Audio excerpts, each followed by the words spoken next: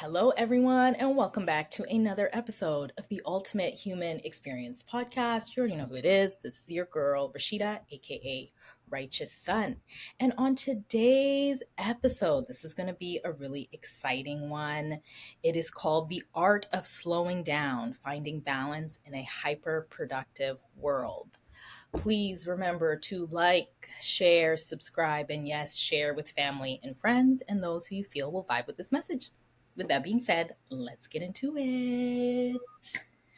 Welcome, guys. Thank you so much for joining. We are back. This is a brand new season. It's not even just a brand new season, it's a brand new year. It's 2025.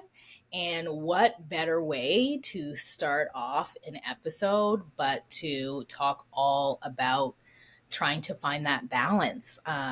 Because as you know, last year was pretty hectic. Like holiday seasons gets very hectic.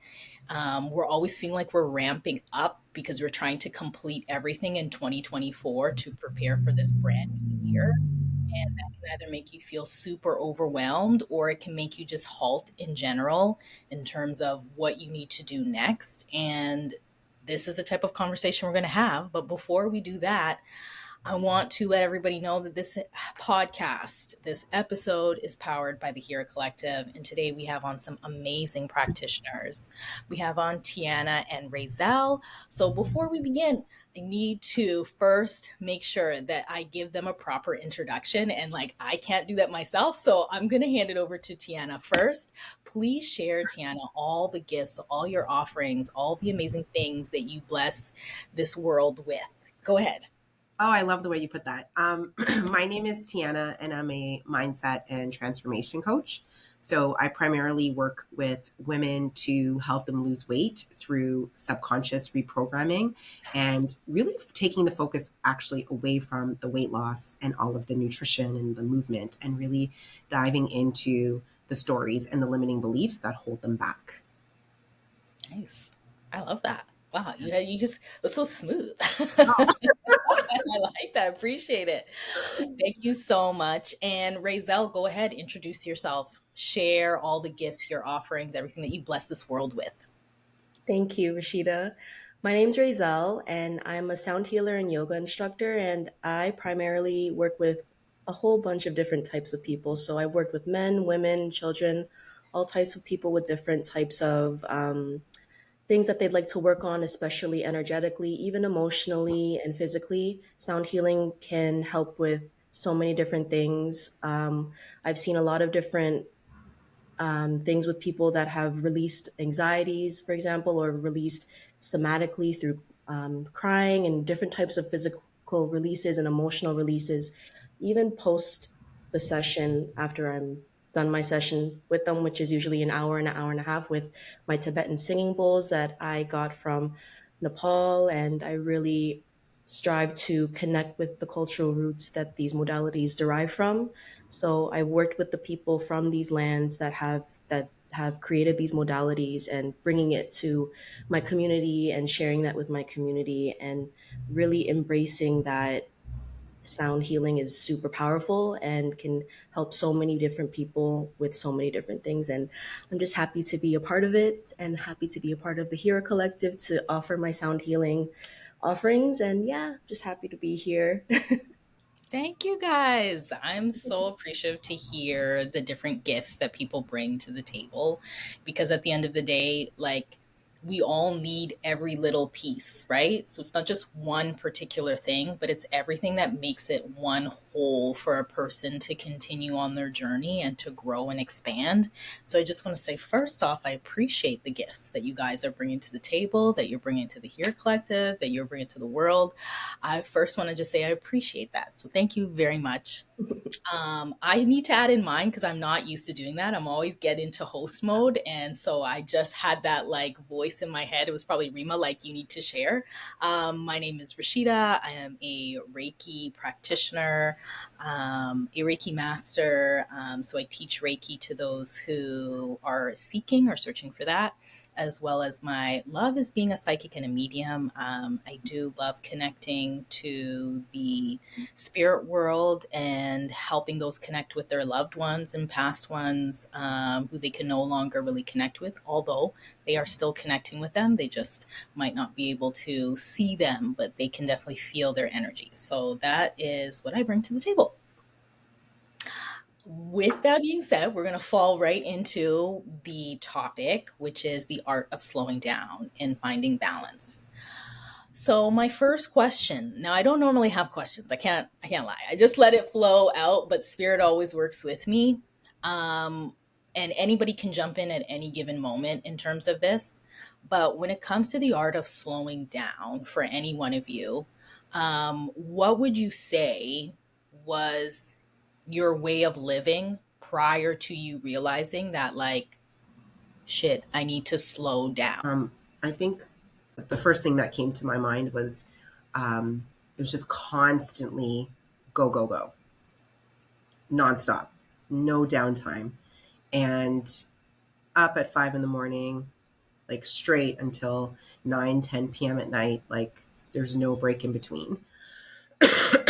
And I'd been traveling to Barbados for many years, and just when you leave North America and you see what life is like outside of like I call it like it's very 3D matrix. You're kind of like, oh, okay, so like I can actually live this life. It's such a stark contrast. So having that fast paced and you always feel like you need to be on, like I constantly just feel like, okay, I need to be doing something. Like I can't just be sitting here. Why are we resting? You know, that's like I was in that hecticness of it before this. Mm. Hmm. To add to your point, Tiana, I felt the exact same way when I first started solo traveling for the first time last year. I started taking that leap and really feeling called to certain places. For some reason, it was just a download that I would get. I felt the call to go to Nepal.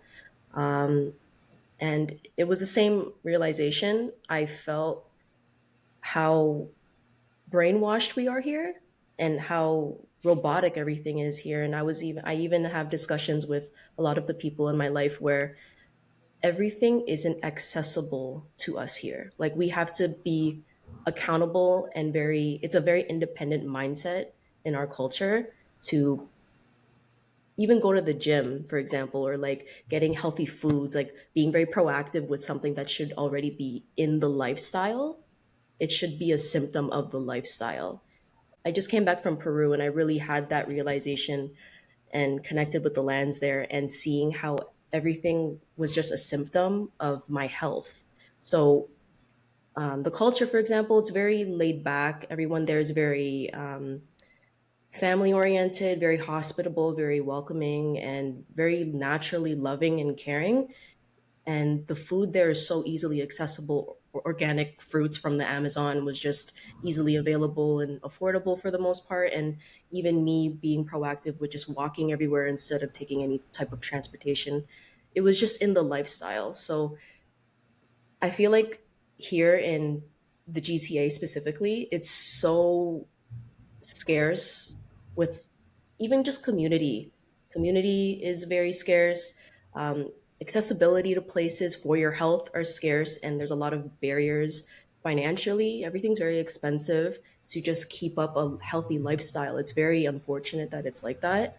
And even just spiritually and emotionally, when it comes to the Matrix, especially here, I feel like after I've traveled and I come back and I'm in such a wholehearted place, like I feel very aligned with my spirit and my emotions and mentally I've purged a lot of that out.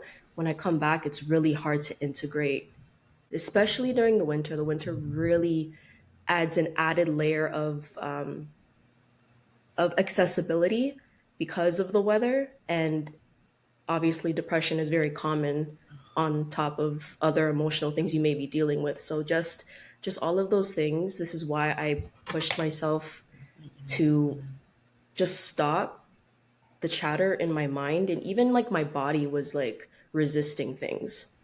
So just being So trying to slow down. So the year of just traveling, I really got to get to know myself better in the sense where I'm listening to the quiet whispers of when I feel uncomfortable Mm, with things. So I'm not just passively ignoring them like I used to. I used to just ignore my body and what it was telling me when I was always very much hustling and overexerting myself just to meet a certain standard of productivity and efficiency. mm, And realizing how much stress I put on myself just to reach that caliber of hustling and efficiency and just being productive and not being quote unquote lazy just because my body needs a day to rest or just my mind needs a day to rest. So I feel like that pretty much was my way of slowing down, mm, especially in our society, just listening to myself more and integrating all of myself and not judging myself or shaming myself for slowing down mm, because our community is so much. I don't know if maybe your communities have been like this and you've had to take a step back, but I know my community in my inner circle have that mindset where um, they never take any rest or take time to just reflect on how they're acting and how they're treating themselves. There's no accountability of reflecting on how you treat yourself when you're working and being efficient and hustling. You can hustle and stuff. That's I'm not saying there's a problem with that, but the problem is there's no balance. mm, And you have to be accountable for that balance, especially here. mm, It will Mhm. drown you. mhm, And if you're not honest with yourself, you will burn out and you will not want to you will change careers, for example. You won't want to do anything with whatever practice you're doing. And it's so unfortunate that it has to get to that point where it's like a whole bunch of like bricks or brick house like slamming you. You know how like the universe likes to throw pebbles and then bricks and then a whole house? oh, Like house that's has what it all the is. great And stuff. everyone, it's so normal, and that's not supposed to be normal to burn out like that and to crash. It's not normal to crash. It's our bodies, and we weren't supposed to be Mhm. like this ever. Even Mm, biologically, it's not natural for us to facilitate in this way, you mm, know? So, yeah, yeah, I like that's how really you my shared take. that. I appreciate that. That actually, okay, so now that everything's starting to flow now, so as we are all women of color, right? Mhm. Yes, I was born in Toronto, but background is Barbados, Guyana, and then from there it's Africa, Ghana. Um, how do you feel for those who are newcomers, right? Immigrants who come to this country, who are thinking that they're going to, I don't want to say like this better life, but it's presented in this way of this better life. So just like what both of you said, you've left, you've gone somewhere else, and you're all of a sudden your body organically slows down because that's exactly how it's supposed to be, right? That's how our ancestors lived, right? We lived in community. Everybody had their place, their role in some way, and they supported each other. And then you come to North America and you think you might get that. You're hoping because they're delivering this like better life. And then you come here, and I've had so many friends who come here, and I'm like, well, how do you like it? And they're like, it's nice, but if they had a choice, they would go home because it's very different, right? So I'll use this example of a friend who came from Egypt.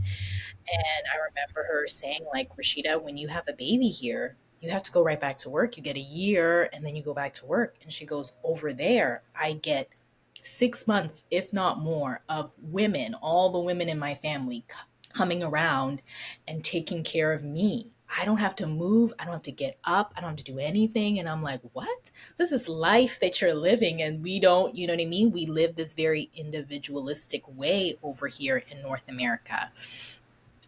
What is the shift and change that happens from our traditional ways of living to coming over to North America? It almost is like it gets wiped clean, or you just have to assimilate to this way that isn't It's organically so funny ours. that you're mentioning this because last week I saw a video someone sent me, and it was someone from the Caribbean talking about, you know, how colonization has come to these islands, these countries, and convinced them that these people that they're not rich, and that in order to get rich and Mm, to have a better, because that's better is subjective, that they need to go, you need to leave.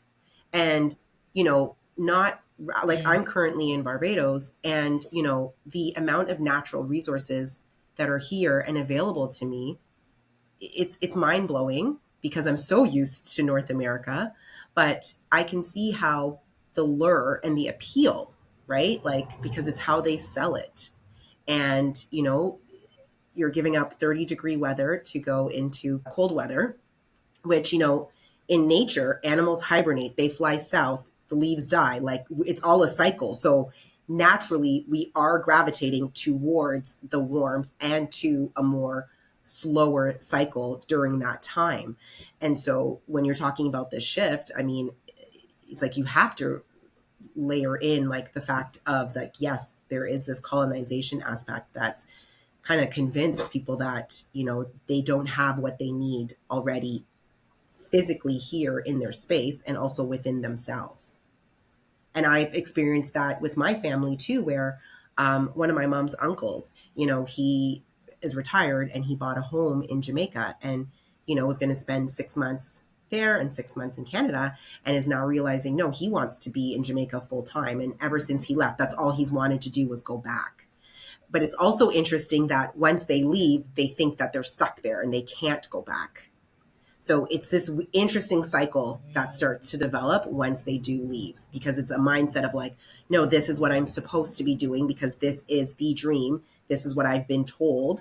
And those stories go back generation, generation, and generation, right? Like, our parents weren't quitting their jobs and up and moving to another country. Like, they were sticking it out to the very bitter end. yeah. Yeah, no, that's so That's the point. accurate. Mm-hmm. Like it's just the narrative. Again, with the brainwashing, it's the narrative. It's just I feel like when my parents came to Canada, it was basically just to have a better life, same thing, and it was very much in their face. Like my mom had to like push my dad to come here because he didn't want to come here at Mm, first. It was really my mom that was like, "Okay, you have to sign the papers. Like we have to go." And he's like, "But why?" They were actually okay in the Philippines, but I do feel like I'm not gonna take away the fact that we have built something here, and I'm grateful to my parents for being brave enough to even come here with nothing. And everything that they did was for my family, for my siblings and everything like that, and all the opportunities I got to have. Because even traveling to other countries, I see the positions that they're in and what they have to do to even get their needs met. So I'm not going to negate the fact that it hasn't changed my family's life in some way. It's just now that we're at this point, having the privilege of being born here and having the privileges that we've had, using that and changing the narrative altogether so that we can be a more productive community and more in tune with just our femininity and the softness of that balance, because over here it's very masculine, mm, so it's very much on a 24-hour cycle, and it's not catered to women at all. Like our society's not catered to women at all, especially women of color at all. Like we're not even in the discussion. And in other countries, like you said, they very much value when women give birth, but they have a village to help them. Here, we mm. don't have a village. That We don't. community is very much They'll needed. say that like, oh yeah, like we'll help and whatever, but no, it doesn't really come to fruition from what I've seen, at least. That's what, like, I've had discussions about children in general and whether or not I would take that step. It's scary because, especially now economically, it's just not feasible at all. I don't even know how people are surviving in this um, predicament at the moment financially. It's hard for everybody. Hmm. So, for women, it's even more scary, Yeah. and it doesn't seem safe to like be soft because there's that again with the lack, right? That if I don't work, I'm not going to have any financial stability. But at the same time, if I'm like literally on the brink of burning out and I don't know if I can keep going, like my health is deteriorating, my emotional well-being is deteriorating, my mental health is deteriorating, like everything is falling apart, but I have to keep my financial stability to keep a roof over my head. So it's like, how do you balance the two? So I can understand both narratives. It's really hard to even try to balance that. If you don't have help, it's really if Hmm. you're here Yeah, personally. Like I couldn't like go to imagine living. school, get a degree, like you're gonna be rich, all that. No, like Yeah, yeah. it's debt, it's credit card debt, it's faking it till you make it, it's pretending, and like everyone is lying basically. And that's fine. Like if you wanna give yourself the good things, that's fine. It's just for me, like I don't want to do it that way. And I think Mm, that's also coming back to softness. It's realizing the truth of things and accepting it. mm. Like I even fight with myself with that dream I was sold back in high school. Like, oh, if you go to university, you're gonna be well off. You're not gonna be struggling. Like, what do you mean? I'm struggling. That is real. What do you That is say? very real. um, Then my question would be then is like, how do but you find that balance though? So that's a big thing of what you're saying is that we're all being fed this dream, right? You go to school, you do this, you go. Like, I mean, my son just turned 18 and he graduated out of high school. And there was this thought of like, he's seeing all his friends like going to college, going to university, and this and that. He just realized what he wanted to do at like Mhm, grade 12. And I was like, okay, well, it's going to take some time, but like, just know that you have time. Society makes it feel like you're on a Mhm. time limit and that you have to get it done in a certain amount of time because if you don't, then you are considered a failure. And we now know that that is not true, right? But that takes time to unlearn those things. So, for both of you, how did you find that balance for yourself, especially being women of color? It's almost like saying, like, okay, yes, we were organically made to be in spaces and environments that are, I don't want to say slow moving, but almost as if like time doesn't exist, right? Like Tiana, you live in Barbados. It is a Time is a slower paced suggestion. life, right? Like you've traveled to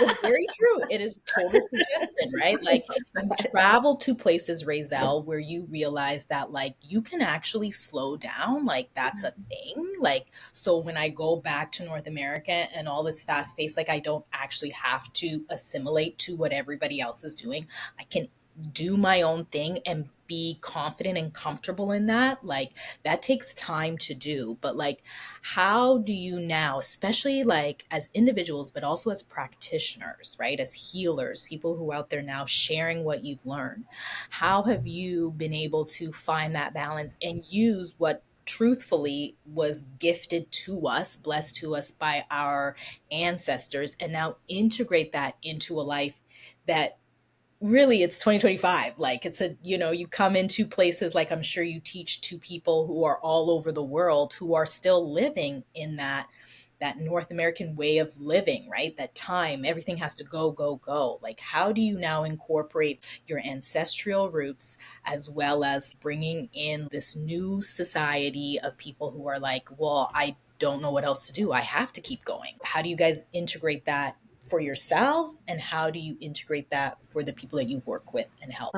for me, I guess it's the integration part is important. I think I honestly I you have to have hard conversations with yourself Mhm. every step of the way. It's just like you can't be lying to yourself about what you like and what you don't like. You could just pick and choose what you want. And again, it helps to have like someone help you financially just to figure that out if you have people around you that like will support you in that and you don't have to necessarily hustle and bustle to keep a roof over your head, then that's the best suggestion I can say, because when you're in that survival mode, it's just honestly really difficult to even get to that place because your needs aren't met.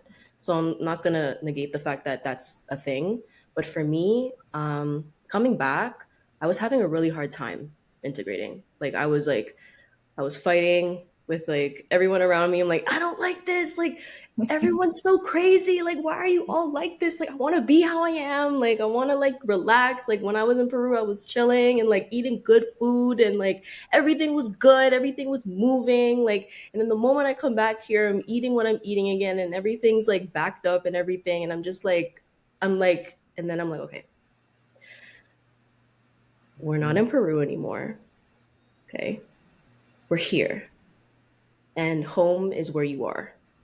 Mm, So I kind of had to flip my mindset of like, okay, maybe I can like trick myself a bit. Maybe like, because when you travel, everything's exciting.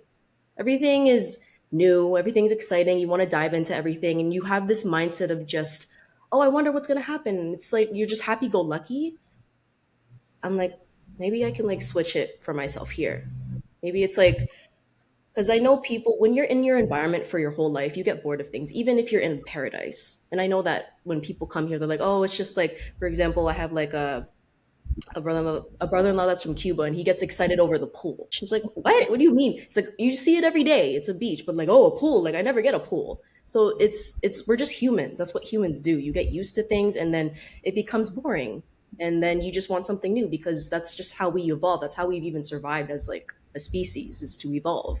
Like when I mentioned when you have to work for things that happen naturally as a lifestyle, so like your health, for example. I went to the gym like last night, for example, and I have this gym membership, and I haven't been going to the gym at all since I came back because I'm like, oh, it should just be integrated. Like I was just walking all over in Peru and didn't have to like go to a gym and be around all these people, and I'm like, okay, let's stop victim blaming right now. We're mm, here. And I'm like, I have this membership. Let's make it like, oh, I get to do this. Like, it's been a while. Like, let's try it. And then I just stay present mm, and stop wanting to be somewhere else. mm, Because that's also a part of not softening. That's also the hustle and bustle and the monkey brain. mm, You not being settled in your present moment, in the presence of just your reality right now. Because this is all we have. And I think it's like I don't know, there was a quote. It's like your future is determined by what you do now. Like just like this is your future. Like what you choose Mm-hmm. now is your future. Like how your life's going to be in 5 years is what you do now in the next 5 years, and that's what your future is going to look like. So my modality is, even though things can be slow and even though things don't come to fruition right away when you're planting seeds, especially as a holistic practitioner, it's hard to like blend the capitalism and the spirituality to go together because it's a business at the end of the day. It's a business, but also it's your passion. So mm, how do you conjoin the two? You have to do your best to be present. So that's what I did. That's what I mm, did with myself. How I get good things is me feeling good. So moving my body, sweating it out, getting natural dopamine, doing my best to like take care of myself and my vessel and my mind. It all comes together and then brings good things to me. That's how things always happen for me. And I know that. And me being like, oh, I don't want to be here. This sucks. Like, I want to go somewhere else. I want to live somewhere else. Honestly, even if I lived somewhere else for a year, you'll get tired of it. You'll find something yeah, wrong with you it. want to find something You else. will. You'll find something you don't like, and then you'll complain about it. And then you're back into that cycle of like, complaining. But Yeah, why? As right. human beings, like we need to hold ourselves accountable in that way where we have to have conversations with ourselves where we have to stop being a victim Mm, and like, okay, let's just take this step. Okay, let's do this now. Like, not be so far ahead of ourselves where we freak mm. ourselves out and we fear monger ourselves. Like, it's just relax. Just Yeah. be where you are. Relax, stop, relax, and just be where you are. It's cool. Mm, Yeah. appreciate that. Tiana, I would love to hear yours input on that because you are helping people Mm-hmm. with their health. And that's a big thing is that like people are going 5 steps ahead and then they get discouraged before they even take the first step. And it is just like a day by day thing. And when it comes to health, like health really plays a huge part in terms of the mental, right? We really do think that it is only like the spiritual and the mental, but like, I mean, I'm learning as I get older that like certain vitamins, certain things, it changes, right? Like I know we're all at different ages, but I'm 43. I'm 43 years old. And I realized that as my hormones fluctuate, like before I was like, oh, I'm totally fine. I can, and they're like, no, like your hormones actually decrease at certain levels as you get older, after you have kids. And it actually started to affect me mentally and emotionally. And I didn't realize that until I started to actually pay more attention to my health. Not, I'm big on paying attention to my spirituality, but the health piece started to play a big role once I turned 40. And I thought I could manage this. But my fourth pregnancy, I was an emotional wreck, which I wasn't for the first three. And I actually had to say to myself, like, Rashida, you're not okay. You need to figure out what are the steps and the things that you can do to help you to be okay again. So for Tiana, like, how do you help the people that you connect with to not get so ahead of themselves, but to be able to be like, okay, you're present and what can you do Yeah, right and now? Raizelle hit so many like gems in her answer. And one of the things that I always come across is, when she talked about, you'll go somewhere and you'll get sick of it. And it's, everyone's chasing this dream body and thinking that the dream body is what's going to get them happy. And I call it the when and then, because it's like, oh, when I have it, then I'm going to be happy. I'm like, actually, it's kind of the reverse. Like if you actually understood cause and effect, you would realize that the cause is happiness and the effect is going to be the dream body. It's not the other way around.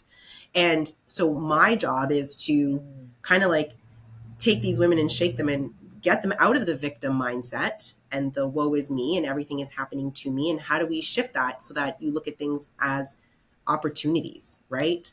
And so it's reframing that and getting them out of the when and then game so that they can, and truly understanding like you and yourself, you are first cause. So how do we work to shift your identity so that you can then have that trickle down into your behaviors and your habits, and then that can lead to the end result. And it could be just better health overall. It could be weight loss, it could be wearing a dress. Like everybody is different. So it's really working on that mindset, because to Raizelle's point, like home is within you. So wherever you go, there you are. So just because you're thinking you're 250 pounds and you want to lose 100 pounds, it's like you're still going to be the same miserable person at 150 pounds that you were at 250. So, like, why don't we work on Yeah. you, because you are first cause. Like, let's not just chase the effect. And I really try to drill home to them that it's like, you got to do what's one thing you can do every day, one small thing, because those small changes do compound over time. And we always want to jump to the end and like it has to be this big, massive change. And this is actually what holds women back, is because it's like, oh, because it's not that big change, or like, yeah, I don't think I want to do it. Meanwhile, it's the little changes over time that slowly add up, and accumulate all of that interest. And then at the end, you're like, you turn back and you're like, oh my God, I don't even recognize that person that I was 6 months ago. And a reminder that I tell myself and that I've given to my clients is that, in this exact moment, right now, you have everything that you need. So it's staying present and not jumping into the monkey brain and jumping so far ahead of yourself, because that doesn't even exist yet. So let's just keep focusing on, in this exact moment right now, you have everything that you need. I appreciate that from both of you guys. Yeah, because that's a big thing living here, is that we're trying to get to the finish line before we've even started the race. And that can really get people overwhelmed. It can really, we're human. So, yeah, it brings people down to that state of like, I can't do this. And to be honest, a huge state of depression, especially with social media and everything that we see out there that we are viewing as real, but we don't know the steps behind what it took to get there. Um, and what you're seeing on the screen is exactly what it is. It's Mm-hmm. on the screen, right? It's portrayed in a way that looks glamorous, but in actuality, we live our own lives and that can look as glamorous as how we want it to. And rather than trying to live up to somebody else's standards, to be able to live up to our own, to create our own standards. Because I think that's the big thing is that we've been taught to live up to other people's. If you don't, even in school, like if you don't get this certain grade, if you don't do this, then you're just not good enough. That really can bring you down. You're doing this fluctuation of like, I'm here and then I come back down here. And then I have to figure out ways to build myself back up. That becomes a tough thing if you don't have the support. And if you don't have the community to help support you, you don't have like minded people around you to say, like, it's okay. That soft life that you're talking about, Raizelle, I'm Hmm. learning that too because I can't lie. Like my whole family, the women in my life are super hard, right? You have to go, go, go, go, right? But I've always been a soft person. I've always been. But it's really Me about too. like not being so hard, right? Soft isn't being weak. I think that's the big thing when we think about soft. We've been Hmm. taught that soft is weak. And in actuality, soft for me has always been like, no, me checking in with how I feel in that moment. I need to make sure that if I'm not feeling right, then like how can I take care of myself? What are the things that I need to do to help me to continue on so that I'm not putting Mm-hmm. so much pressure, because that pressure can really halt you into stopping, whether that is trying to lose weight, whether that is trying to find like a rhythm for yourself in terms of just a lifestyle that you want to live, a healthy lifestyle in all aspects of it. But to put all that hard pressure on yourself can really bring you down. um, I think my question then would be like, and any one of you can jump in, what are like the main things for you that has helped you and that you continue to use, like main practices that you're like, this has to be integrated into my life? For me, it's like back in the day, it was like a 15, maybe longer, because the kids were younger at that time. They went to bed early. So I would have like maybe a half an hour to an hour of meditation time. It's changed now, but I've made sure that I'm reincorporating at least a 15 minutes to 20 minutes of mommy needs 20 minutes to herself where nobody comes in and I can just decompress. I can reground myself and I have a minute to check in with my feelings and how I'm feeling for that day, and having a whole conversation, like have a whole conversation with myself and say like, okay, how are you doing today? Okay, this is your day. This is how it went. Okay, that's all right. Like you're doing okay. Like all of the, like you said, that monkey brain, all of those things that have been fed to us, right, from childhood, has taken me a long time to get out, or not even just get out, but for me to even have to check when that voice comes in to say, you're not doing enough, or you're, how come you're not? I have to be like, I know that that's not me. That is just what's was taught to me, and I'm gonna cut that off right away. Rashida, you're doing more than enough. Today you were able to accomplish X, Y, and Z. Consider yourself proud. Good job. All right, let's keep it moving. So what are those things for both of you that is like that one thing that you're like, I need to keep that in my I lifestyle? think, I mean, I feel like meditation and breath work is just like that's an absolute staple for me. But something else that I'm constantly reminding myself of, and just like every day, like reminding myself is doing a lot of that subconscious rewiring.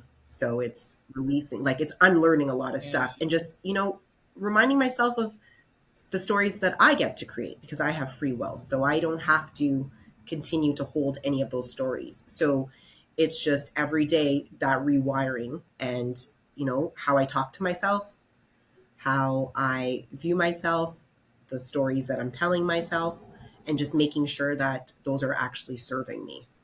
think that's just been a big one on top of the meditation and the breath work, like just to get grounded every day. Mm, I love that. Hmm. Yeah, no, same thing. So just my tea, first of all, I need to have tea like every day at least. 1 cup.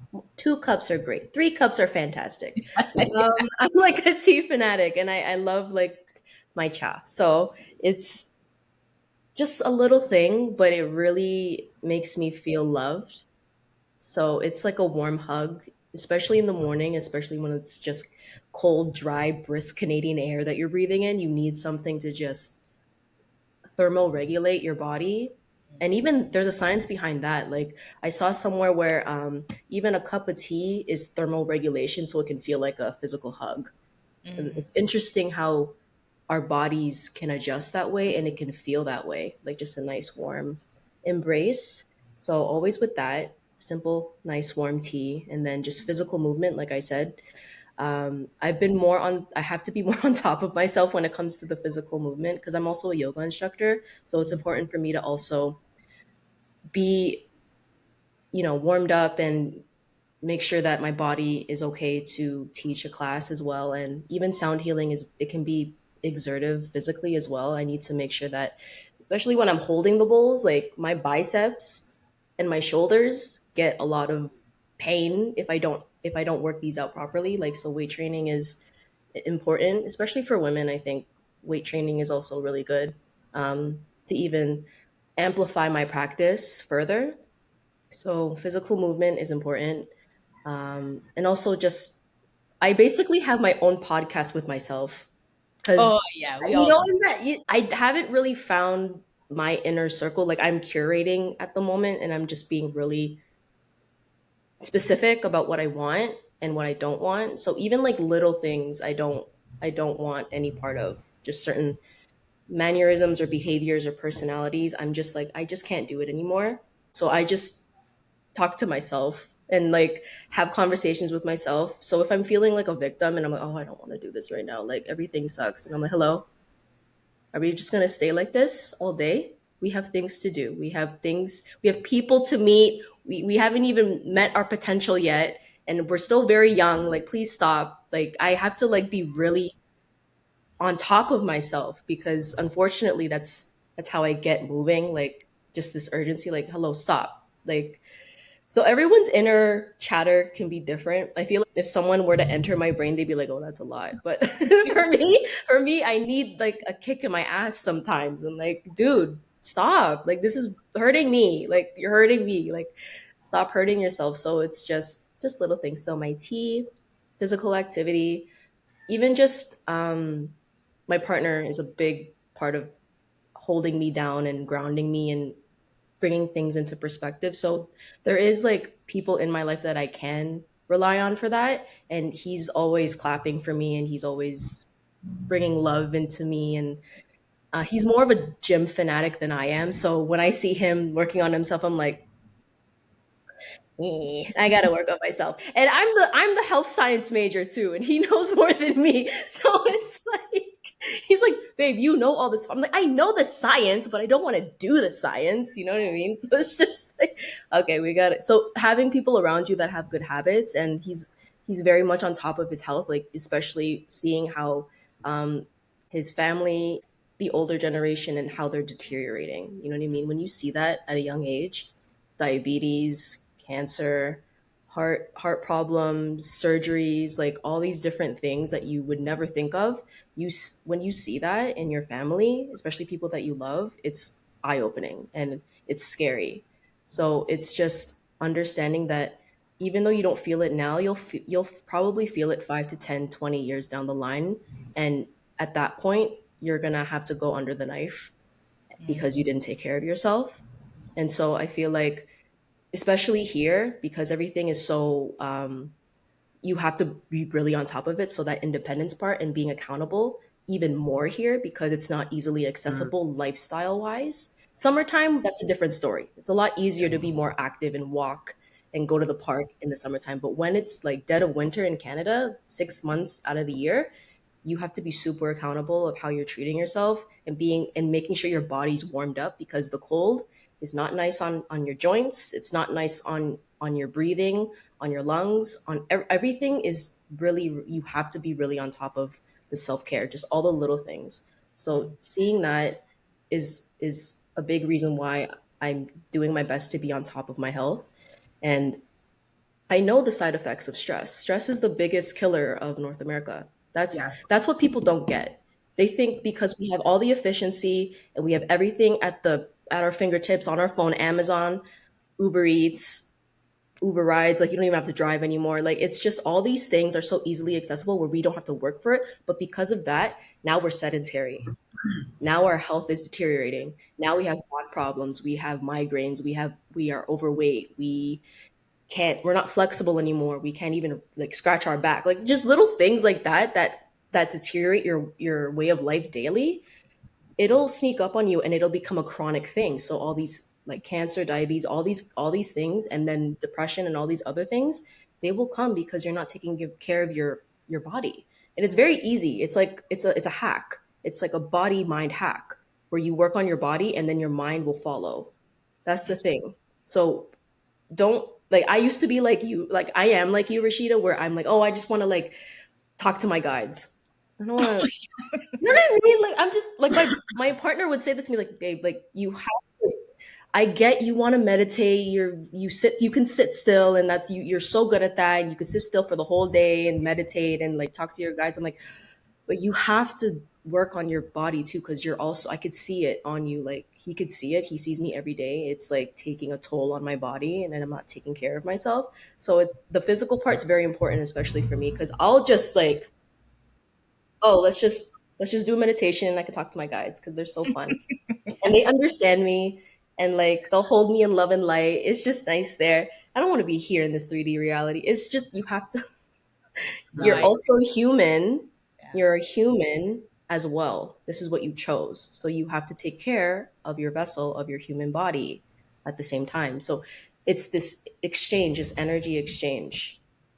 You Mm. give to your body will also, it's also just like, even in the esoterics, like even in yoga, it was just like when you are doing these asanas and the vinyasa flow and everything, it's so you can elevate to enlightenment. So it's from the root. You start with the root and then you go all the way up and then you open up your crown, you open up your third eye. That's how it works. If you open this and you open this and you're not grounded, you can go a little crazy. And I feel like even in the pandemic, that's what we've seen. We've seen a lot of like spiritual psychosis type things because people aren't doing the steps. Yeah, You know what I they're not mean? grounded. They're Yeah. not grounded. They Mm. just open this automatically and they haven't done the steps. Like even just meditating. If you can't sit still and meditate, but you're gonna do like ayahuasca. Very true.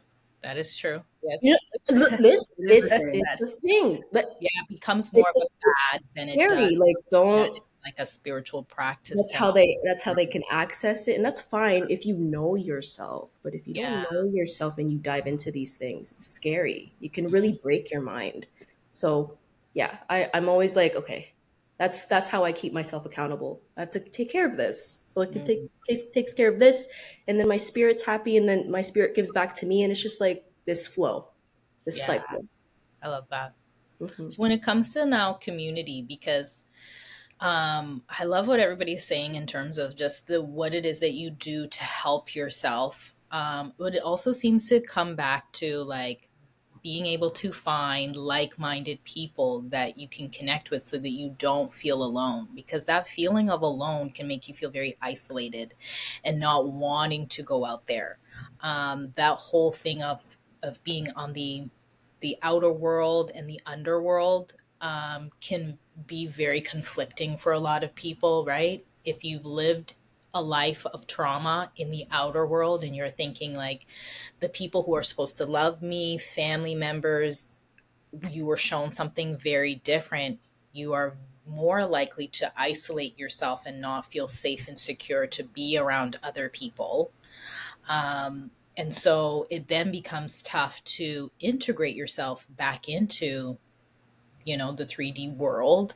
Um, what would be the things that you would suggest to other people. I always say women because I always feel like women are very isolated, but at the same time, I also feel like that there's men out there. Men don't Mm-hmm. really have safe spaces to have deep conversations about Mhm. things as well. So I would open it up to all people in terms of what is that thing that can help them to find community. And before I say that, I say that like places like this, having these opportunities to have conversations like this, deep conversations. I love conversations like this because it helps Mhm. me then to reflect on the conversation, but also my life, as well as like how does everybody else incorporate things. I always say it's like it's a wonderful thing because everybody has that wisdom and insight, and when you can share that with others, it's like taking little bits and pieces and adding it to my journey. Oh, okay, you do this. Okay, I see that. I love the way that you said that. Okay, how can I incorporate that for me, Rashida? Um, but places like the Hero Collective, which I love as it continues to grow, is giving people that space to do so, especially if you're a practitioner or a healer. That can feel very isolating because it's very different than the norm. It's becoming more popular. Things like this, having these conversations is becoming more popular, but there's still so many people out there who are unaware of that. There's so many people out there that are still on the go. They're still needing to keep moving. And when you say, like, oh, yeah, I meditate, I'll still have friends that are like, that's weird. They won't say it, but they'll give me that eye like, it's a little different to do that. So I need to find people who I can connect with like that. I need to be able to find those people that are like, yeah, today I connect with my guides and they gave me this message. And they're like, okay, girl, I get that. Yeah. And then we can feed off of that. So that importance of community for practitioners, but community for everyone out there. What would be your thought on that? I mean, what's worked, there's been a couple things that has worked for me personally. Um, and one is once I put myself into a space of receiving. So I'm just like, you know what? I'm going to say yes more often. So I'm just opening myself up to that opportunity. Mm, Somehow, things just start to come to me really easily. So it's just being open to any possibilities as opposed to being closed off, because it's really easy to be closed off in that sense of like, no, I just want to be here by myself. And that I wasn't pretty much an only child for a really long time before my sister came along, so I'm also very used to just like being on my own and just like closing off. So I have to actively work to just release the resistance and just be open. So it's like, you know what? Just be mm, open. Universe, delight me, surprise me, whatever the case may be. So that's the first thing.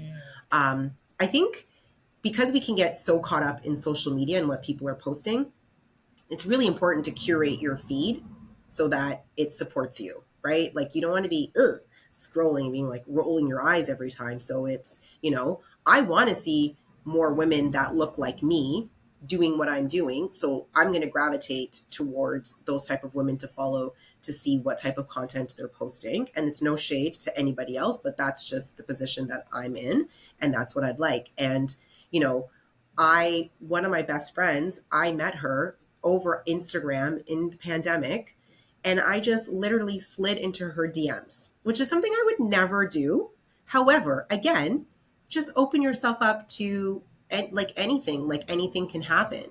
And I just said, hey, like, love what you're doing. Noticed we had done the same program, and I said, hey, I noticed that you were in that program as well. Would love to chat if you're open to it. And she was like, yeah, sure. And we just immediately hit it off from there. And fast forward like 4 years later, I'm like, oh my gosh, she's one of my best friends. Like the universe truly knew what it was doing when it put us together. But again, that would not have happened if I hadn't opened myself up to the possibility. And I think that if you can just convince yourself, like, it's okay to just open yourself up and not take anything personal, because that's the only, like, you won't build community if you don't put yourself out there and if you don't go out there, right? Like, I mean, if you're totally closed off, it's not going to come knocking at your door. So you got to open up something. It's like somewhere along the line, one door has to open. So even if you just like just crack, Yeah, like just you gotta even a little crack a bit, window right? or Like something. just crack it open a little bit. So that's what's worked for me because I am very much like homebody, introvert, keep to myself, you know, and I realize like, oh, that actually doesn't serve me. And I'm actually served better when I do the opposite. So I actively have to work to put myself out there and don't get me wrong. Sometimes I'm like, oh, I don't want to do this, but I'm going to do it anyways. So that's what's worked for me. And then, you know, you come across a random message on Instagram like Rima's, and you're like, oh my God, I love this idea. I love getting on a call and seeing two women of color, right? Who are doing, you know, we're all doing something different, but I think collectively we all have the same goal. And collectively, like we're all working together and doing the same thing. So I love that. So it's just, again, being open to that possibility. I love that. Thank you. Yeah, you're speaking to who needs to hear Yeah. that. The hermit here. Virgo, hermit. So very much hermit. Like, Yeah. I don't like this. I don't gatherings. It's too many energies, too many people. This is a Mm, lot. Yeah. That's definitely something that I've been trying to integrate a lot more. So it's just being open, like you said, Tiana.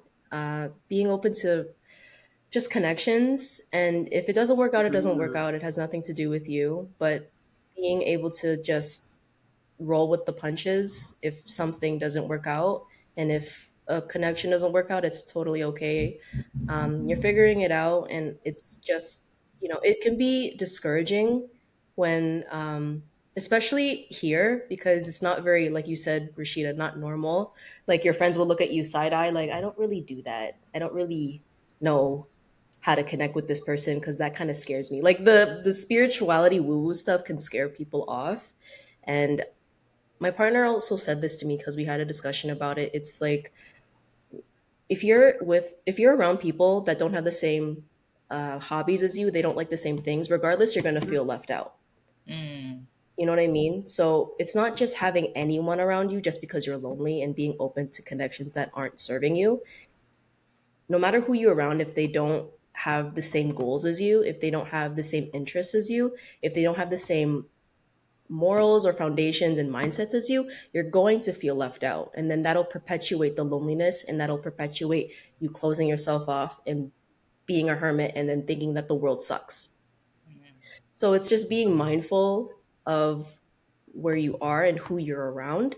Same thing with curating your feed. You got to curate your circle. You have to curate your community. And that's even harder. That's even harder to do.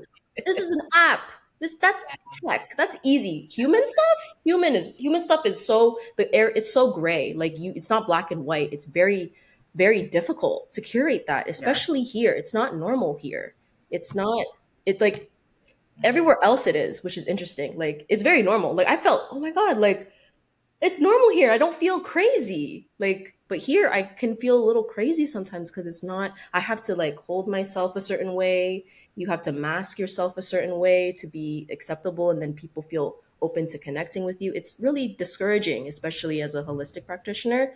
So I usually I use both. I use my discernment and I also use my gut feeling of how it makes me feel. If I feel icky about something, it's not a good idea to go because there's a reason why I'm feeling icky about that opportunity. I used to say yes to everything, Mm-hmm. and then everything took everything from me. mm, So it's like, I can't use that as much because that's what I'm trying to Mm-hmm. get away from being soft.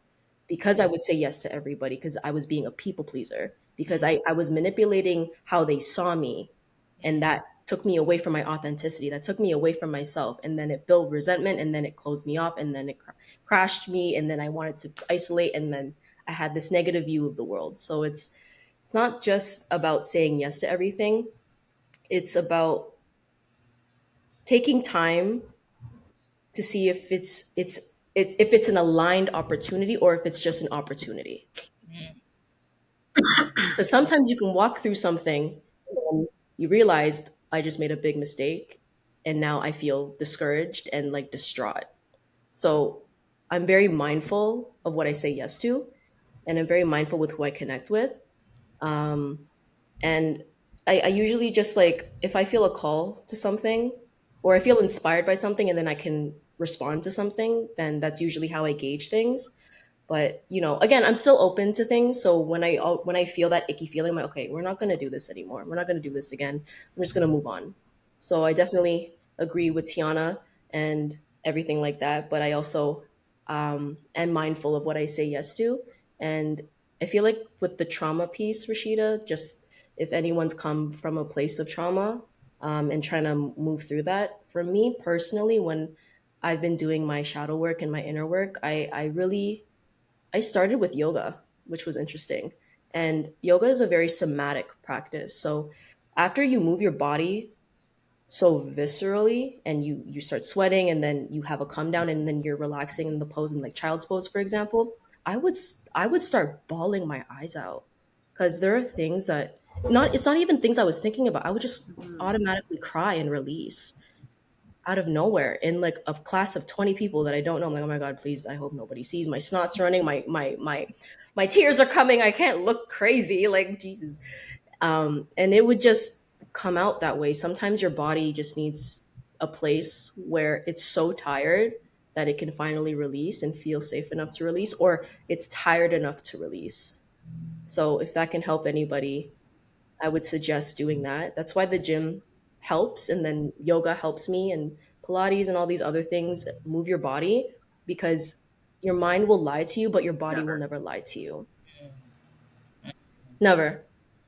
Your Well, mind will convince you that it's fine, but it's not. it's true. Because again, if you're rewiring, your mind will outsmart your 100%. rewiring because it's fighting you.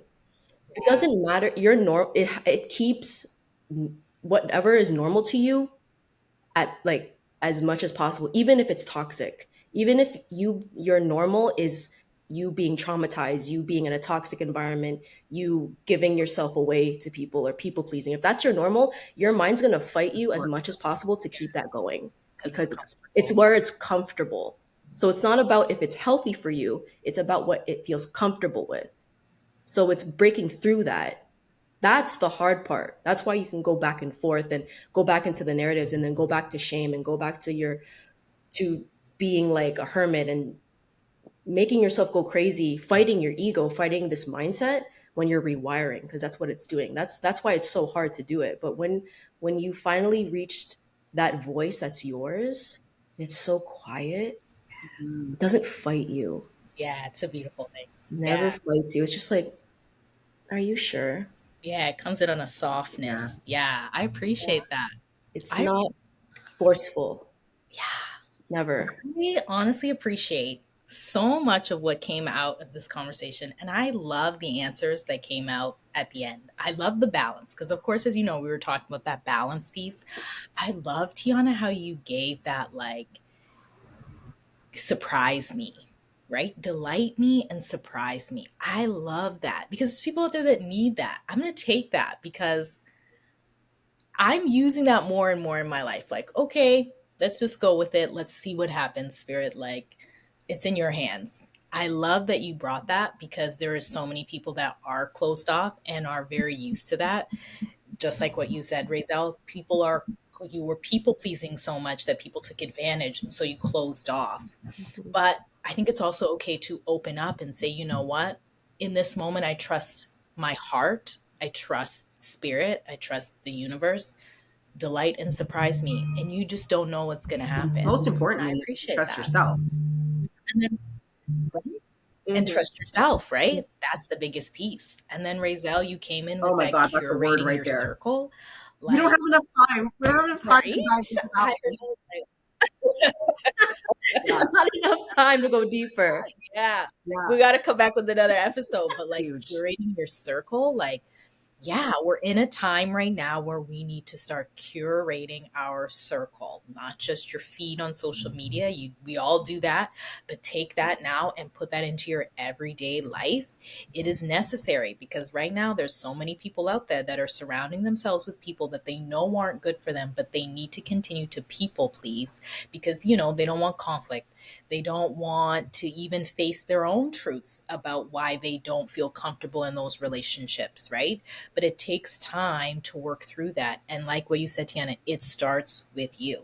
Like it starts with you. It's nobody else, even though it's always like we are being taught that it's outside of ourselves. We realize that it really is within us. And if we cannot be afraid to tap in to what is within us, that's the biggest thing, is we have a fear of what's within, because it can go deep. There's lots of layers there.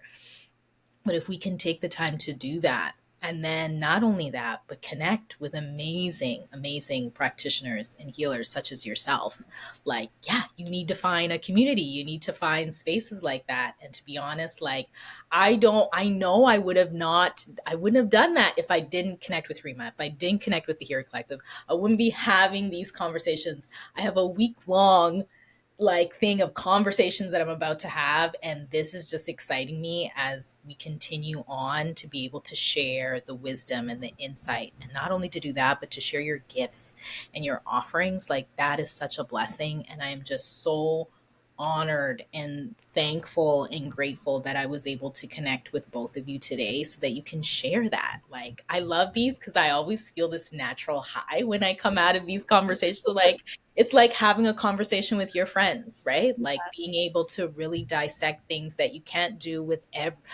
not everybody that's in your circle, right? But to be able to have moments like this, I'm really appreciative of it. And Thank thank you you. from the bottom of my heart. Such an honor to be here. Thank As you you. know, you can connect with Tiana, you can connect with Raizelle, you can connect with me through the Hero Collective as we continue to grow and we continue to connect and help the community at large and the world at the end of the day. So, with that being said, thank you both, Tiana and Raizelle. This is the Ultimate Human Experience Podcast. We are out. Peace.